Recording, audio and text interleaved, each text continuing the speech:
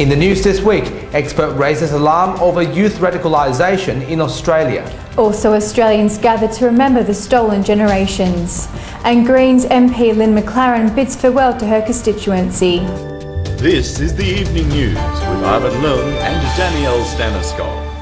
Good evening. The issue of youth radicalisation is back in the spotlight after the Manchester bombing, which killed at least 22 people and injured hundreds.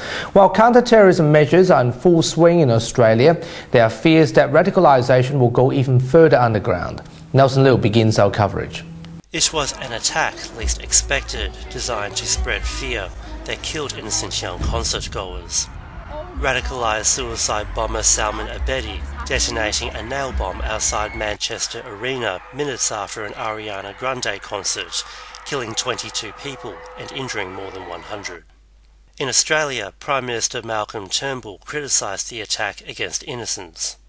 This is a direct and brutal attack on young people everywhere. Muslim leaders also voicing their condemnation. This is something that is against humanity. It's a crime against humanity. Despite political and religious leaders talking tough on terrorism, attacks like the Manchester bombing indicate terrorists are getting younger and harder to catch, both at home and abroad. You're dealing with a new type of enemy. An enemy that can be self-radicalised. We do need human intelligence, we do need signals intelligence to prevent that. Australia has increased event security in wake of the attack, with WA Premier Mark McGowan promising security upgrades at Perth Arena for upcoming events. Nelson Liu, WAMN News. Thousands of local school students and members of the public came together to celebrate Sorry Day as part of the Aboriginal National Reconciliation Week. The annual celebration marks the resilience of the stolen generations and mourn the impact it had on Indigenous families. Elise Simic has the story. The stolen generations are Indigenous children forcibly removed from their families and placed in institutions and foster homes where they suffered abuse. This year marks the 20th anniversary of the Bringing Them Home report, which was commissioned by the Commonwealth Government to address the trauma still felt by Indigenous Australians today. 54 recommendations were made across the country as a result of this report, and the government is still affecting those recommendations today, and we're still challenging them to do better in the delivery of those recommendations. One of the findings of the Bringing Them Home report was that 1 in 6 of those who were forcibly removed from their families were sexually abused. Some of the Bringing Them Home report's recommendations surrounded educating people on the stolen generation, providing those who experienced it with compensation. There's a lack of education around the atrocities of the stolen generation, with many teenagers not even knowing about it. But activists argue young people do care. Sadly, there are too many people who just say, I've never heard about this. Why wasn't I ever told? However, it was clear to see that this day does mean so much to so many people. I think it's a really valuable thing where everyone, Indigenous and non-Indigenous community, come together and acknowledge what has happened in the past. To me, this day means just as much to all of us as, say, what Anzac Day means. Elise Simic for WAMN News. Outgoing Greens Upper House MP Lynn McLaren was farewelled by the members of the community after serving in Parliament for the past 8 years. Our party was held in Fremantle where stakeholders, organisation representatives, along with state and federal Greens colleagues celebrated her achievement. In a speech, she said thanks to many individuals and community groups for their support over the years. It's been a great 8 years. I feel we've achieved a lot, and it's a shame that the South Metro people will lose their green rep. I think it's a sad day, but it's also an opportunity, I guess, for new horizons. Police are seeking information about an armed robbery at a fish and chip shop in Atwell on Wednesday, 17th of May. A man armed with a knife threatened the female store attendant at about 3:30 p.m. before stealing cash and fleeing from the store.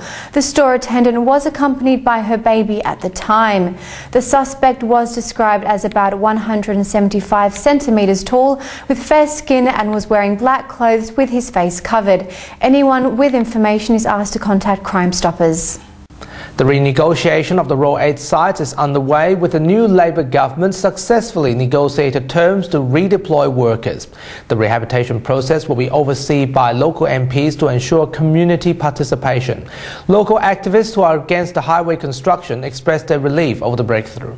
If they need to get the transport, the trucking industry and the freight into a harbour.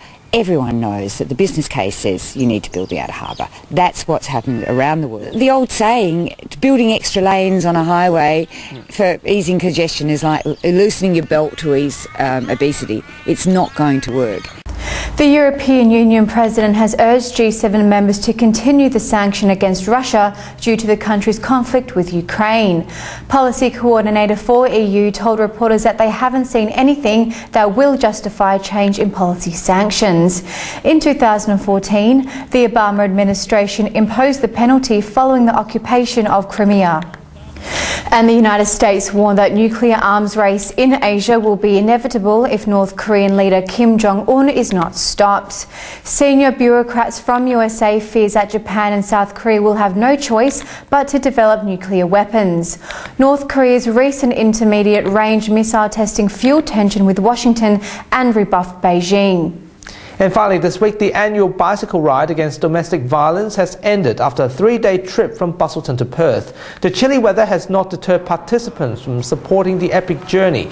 Deputy Premier Roger Cook and other MPs also took part in a 250 kilometres bicycle ride. The ride against domestic violence is an exercise in not only raising funds for incredible organisations that do amazing feats on behalf of women and other victims of domestic violence, but it's also an opportunity to raise awareness. Riding 180 kilometres in one stretch, with breaking Bunbury was definitely challenging, and of course when we left Busselton it was about 2.4 degrees, so it was a challenging day. And those are the top stories you need to know this week. We have the latest news on our website and Facebook. Until we see you again, good night. Good night.